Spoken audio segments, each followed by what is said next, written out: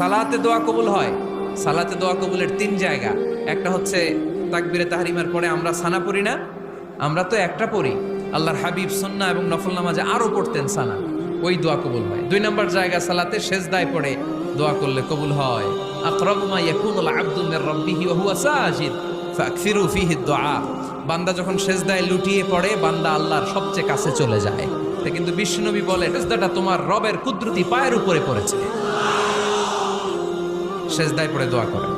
সালাম ফিরানোর আগে বিশ্বনবী দোয়া করতেন, লা ইউসাল্লিমান্না আহাদুকুম হাত্তা ইয়াতাআওয়াযা মিন আরবা'a।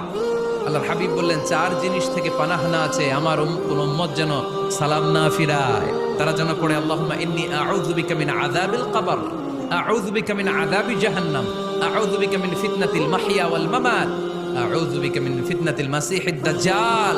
আল্লাহ কবরের আযাব থেকে বাঁচাও, আল্লাহ জাহান্নামের আগুন থেকে বাঁচাও, আল্লাহ জীবন মরণ